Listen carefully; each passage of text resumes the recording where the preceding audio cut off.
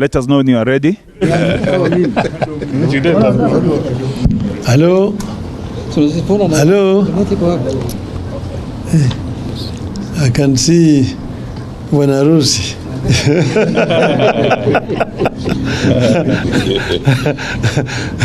Nitakuja kula mbuzi. Mchinjwa. Now, ladies and gentlemen, this is the Central Committee meeting of ODM, which has met most of this morning. We have discussed several issues, and we have a statement that is going to be read to you on our behalf by the Secretary General of ODM, Honorable Edwin Sifuna. Karibu Mheshimiwa. Thank you, Excellency. Good afternoon, everyone. As the party leader has told you, we have had a meeting of the Central Committee. It has been full house, except with the apologies of Deputy Party Leader, Honorable Ali Hassan Joe, who is in Mecca. So this is a statement. We have had a meeting of the Central Committee, which is the top decision making organ of the Orange Democratic Movement Party. This meeting took place against a backdrop of ongoing efforts to reinvigorate the party through various activities, including but not limited to the holding of grassroots elections. There are also a number of emerging and running national issues affecting Mwananchi, among them the crisis in the health sector as manifested in the ongoing doctor strike, the crisis of funding in our schools and colleges, and the scam of subsidized fertilizer. The committee meeting therefore took stock of the state of the party and that of the entire nation. A key issue canvassed at this meeting is the dire state the party finds itself in as a result of a government-instigated denial of funding. The Political Parties Fund was established to enhance democracy by promoting active participation by individuals in political life. Among other things, it is meant to cover election expenses of the political parties and broadcasting of the policies of the political parties. Unfortunately, this fund has become the death knell of parties it was meant to support. Since coming to office, the Kenya Kwanzaa regime has pursued a deliberate policy of denying funds to political parties, effectively crippling their operations. Key activities, including the planned elections, party elections, become challenging to plan and execute because of the regime's refusal to release funds to political parties. Clearly, the aim is to kill all political parties except UDA. We demand, therefore, that the funds be immediately released to parties in amounts and the manner stipulated in law. Be that as it may, the committee has resolved to kick off the party grassroots elections on the 27th of April 2024. The exercise will be staggered as follows. On the 27th, we shall have the exercise in 3 counties, namely Kwale, Busia, and Siaya. Then on the 29th, we shall have grassroots elections happening in Kajiado, Migori, and Wajir counties. And on 30th of April, we shall have the exercise in Kisii, Vihiga, and Murang'a counties. A further timetable covering the next batch of counties shall be released in due course. On rebuilding, rejuvenation, and reforms, the committee agreed on the need to continually grow ODM into a party that is strong both structurally as well as ideologically, with ability to provide effective leadership on local, national, and international affairs. In this regard, we agreed to continue with the ongoing membership registration, while at the same time working on the grassroots and national elections.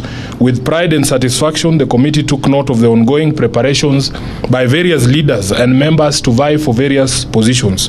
We have noted immense interest in the party. We are particularly encouraged by the number of young men and women who have expressed a desire or an interest in vying for various leadership positions within ODM. It is the greatest assurance that the party has a future and is still seen as a viable tool for national leadership. We encourage our members to pursue their ambitions with a sense of responsibility to strengthen and not weaken our unity and solidarity, and to focus all our attention and energy on that big and main task of any political party, which is to take power. We therefore agreed not to allow election activities to be the source of divisions or cause cracks in ODM. The elections must be seen as a friendly match and not a do-or-die affair. We deliberated on the developments in other political parties and their implications for the nation and for democracy. In particular, the committee expressed deep concerns over developments in the UDA party, where public officers paid by taxpayers from all political formations have been appointed as party officials to various organs. We are staring at the return of the party state system last seen in the 1980s, where party leaders and public servants were one and the same thing. What followed was a youth wing with watchdog or surveillance responsibilities over the entire nation. We take the position that this development is wrong. It is a recipe for chaos and dictatorship and partisanship in the management of public affairs. Consequently, we demand that all those people who have been named as UDA officials must immediately resign from public service. There is no way they will serve two masters, the public and the UDA party. The meeting further noted with concern what appears to be coordinated attempts to derail the implementation of the Nadco report. It is becoming apparent that some, if not all, of these court cases are state-sponsored. If indeed elements in the regime are having second thoughts regarding proposals they signed onto out of their own volition, they should come out clearly to say so instead of sponsoring these cases in court. On funding of education, we are of a view that the government is taking teachers, parents and learners for a ride. To date, the government has not submitted capitation for Form 1s, even as they move to the second term. That means schools have had to find alternative ways to provide tuition, accommodation and meals to thousands of Form 1s. Teachers and parents fear that the Term 1 money may never be submitted and could end up in some people's pockets. Teachers don't deserve this kind of strain. The government must therefore release all capitation money to all schools before they reopen for the second term. We see an equally pedestrian and dismissive approach to the doctors' strike and its impact on ordinary Kenyans. There seems to be neither commitment nor capacity by the government to resolve the matter.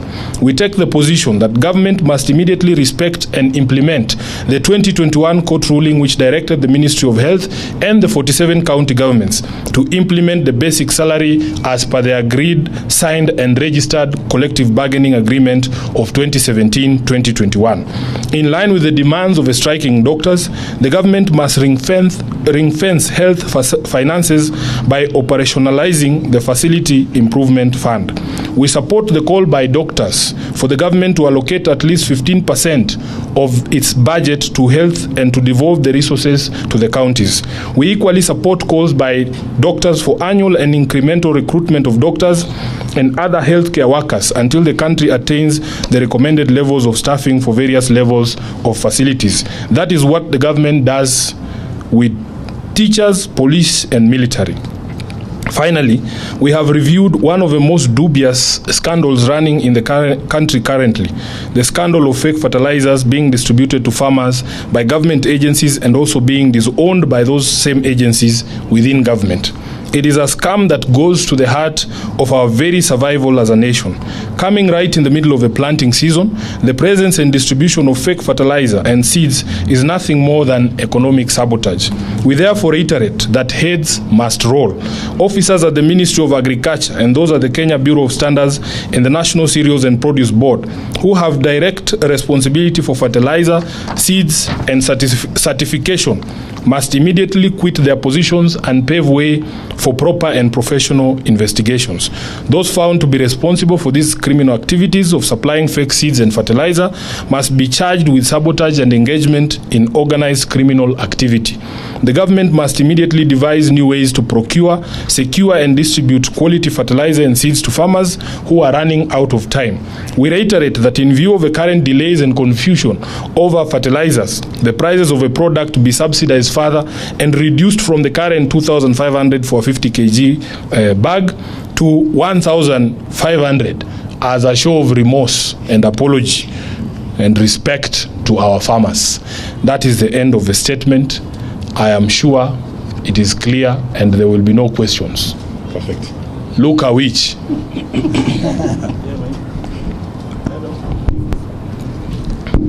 My name is Luka.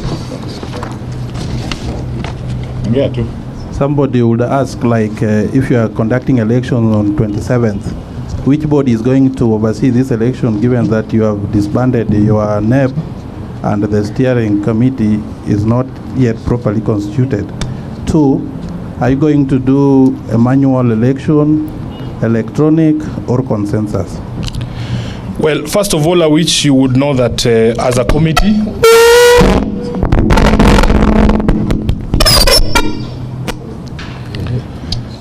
yes, the Central Committee did propose certain changes to election management within the party. Those proposals were sent to the legal committee, who have drafted the necessary amendments to our instruments. The party will be having its next meeting next week on the 12th for 11th, yes, for adoption of those changes.